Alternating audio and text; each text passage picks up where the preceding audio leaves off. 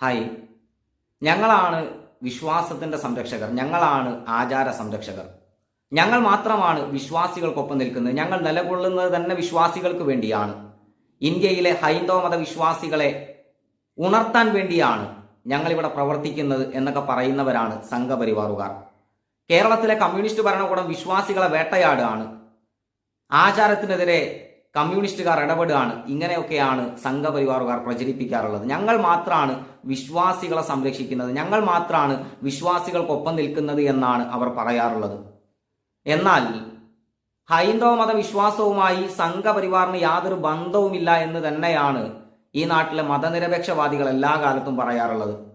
അതിന് ഏറ്റവും അവസാനത്തെ ഒരു ഉദാഹരണമാണ് നരേന്ദ്രമോദിയുടെ തൃശൂർ സന്ദർശനം എന്ന് പറയുന്നത്. ഈ തൃശൂർ സന്ദർശനവുമായി ബന്ധപ്പെട്ടുകൊണ്ട് വിശ്വാസങ്ങളെയും ആചാരങ്ങളെയും ചവിട്ടിമതിച്ചുകൊണ്ട് സംഘപരിവാർ കാണിച്ചു കൂട്ടിയ തോന്യാസങ്ങളെക്കുറിച്ച് ക്ഷേത്ര ഉപദേശക സമിതി അംഗം കൂടിയായിട്ടുള്ള ടി ഹരിഹരൻ കഴിഞ്ഞ ദിവസം 24 ന്യൂസിൽ പറയുകയുണ്ടായി. അതൊന്ന് കേൾക്കാം. തൃശ്ശൂർ പൂരത്തിന്റെ സമയത്ത് കൊമ്പ് വെട്ടിയപ്പോ അവിടെ വലിയ പ്രശ്നങ്ങളായിരുന്നു. ഈ കൊമ്പ് വെട്ടാൻ സമ്മതിക്കാതെ എല്ലാവരും കൂടി പ്രശ്നങ്ങളായിരുന്നു. പക്ഷെ ഈ ആലിന്റെ കൊമ്പ് ഒരു ശരിക്കും ചെറിയ കൊമ്പ് വെട്ടേണ്ടതിന് പകരം ശരിക്കും ആലിനൊരു മുട്ട അടിച്ച പോലെയാണ് ചെയ്തിരിക്കുന്നത്. അതായത് എല്ലാ ഭാഗവും വെട്ടി ശരിക്കും തിരുവമ്പാടിയുടെ കൊടിയേറ്റുന്ന ആലാണത്. ആ ആലിന് കൊടിയേറ്റാൻ പറ്റാത്ത പോലത്തെ ഏകദേശം അത്ര മുട്ടയാക്കിയ പോലെയാണ് ചെയ്തിട്ടുള്ളത്. ഇത്ര ചെയ്യാൻ പാടില്ലായിരുന്നു. പിന്നെ ഏതെങ്കിലും ആലിന്റെ ശിഖരം മുറിക്കുമ്പോ അതൊരു തന്ത്രിയുടെ അനുവാദം മേടിക്കുക, അപ്പൊ തന്നെ വെട്ടണം. അതിന്റെ വെട്ടിയത് പോരാ, പിന്നെ മുകളിൽ മുഴുവൻ വെട്ടിപ്പിച്ചു. കുറച്ചല്ല, അതിന്റെ മുകൾ ഭാഗം മുഴുവൻ വെട്ടിപ്പിച്ചിട്ടുണ്ട്. ശരിക്കും ആലിന്റെ എന്താ വെച്ചാൽ ആല് പിടിച്ചു വരാനേ പാടാണ്. തൃശ്ശൂർ പൂരത്തിന് വീണ ആല് മുഴുവൻ വെട്ടിക്കളഞ്ഞ അവിടെ ഈ സ്ഥിതി ആലിനും വരും ഇങ്ങനെ വന്നു കഴിഞ്ഞാൽ.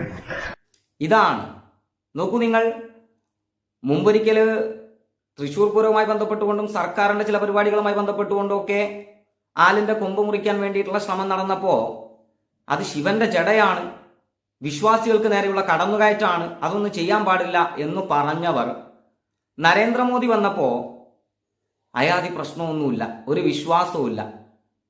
അപ്പൊ പിന്നെ ശിവന്റെ ജടയൊക്കെ വെട്ടി മുറിച്ചു കളയാം. അതല്ലേ നമ്മൾ കണ്ടത്? ഏതെങ്കിലും ഒരു BJP കാരനെ നിങ്ങൾ ആരെങ്കിലും ഒരു പ്രതിഷേധ സ്വരവുമായി അവിടെ കണ്ടോ? ഇല്ല എന്നതാണ്. ഒരാളും വന്നിട്ടില്ല എന്നുള്ളതാണ്. ഇതാണ് ഇവരുടെ വിശ്വാസ സംരക്ഷണം എന്നുള്ളതാണ് മനസ്സിലാക്കേണ്ടത്. എന്തായാലും ബാക്കി കേൾക്കാം. പ്രധാനമന്ത്രി നമ്മുടെ വടക്കുന്നാഥ മൈതാനത്തിൽ 3 പ്രാവശ്യം വന്നു കഴിഞ്ഞു.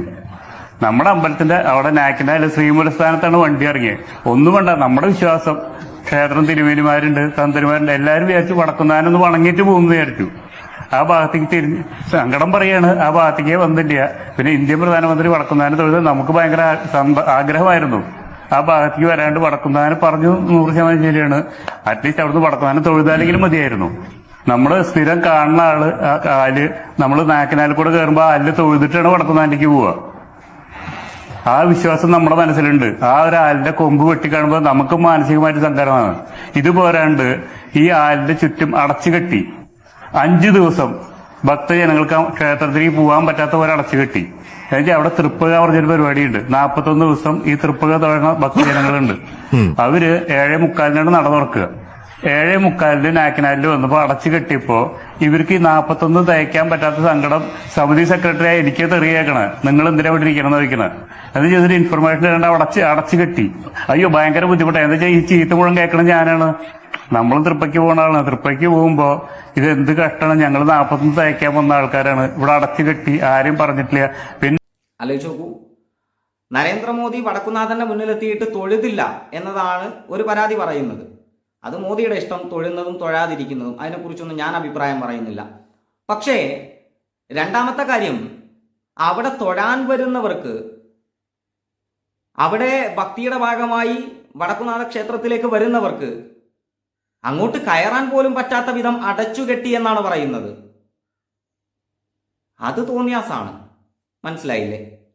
ഇവരാണോ വിശ്വാസത്തിന്റെ സംരക്ഷകർ? ഇവരാണോ ആചാരത്തിന്റെ സംരക്ഷകർ? ആലോചിച്ച് നോക്കൂ നിങ്ങൾ.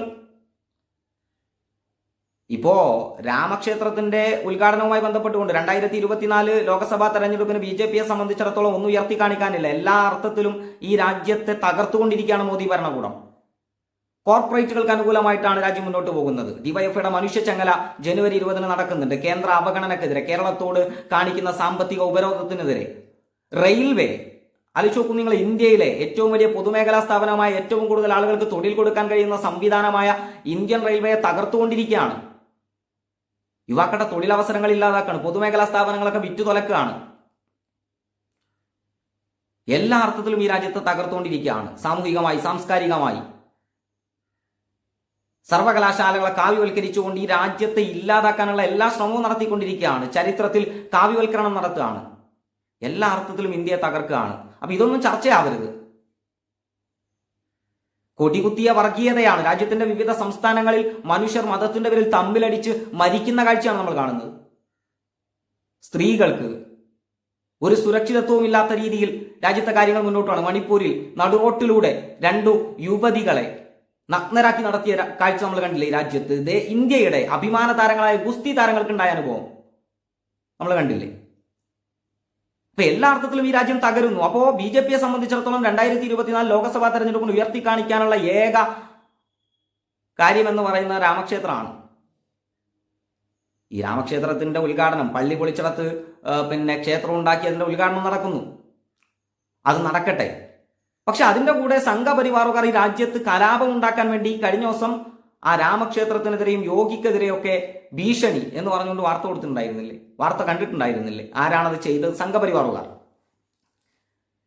എന്തിനാണ് അതിന്റെ ആവശ്യം? രാമക്ഷേത്രം അവിടെ പണി പൂർത്തിയായി, അത് വിശ്വാസികൾക്ക് തുറന്നു കൊടുക്കുക, അതിന്റെ വഴിക്ക് വിടുക.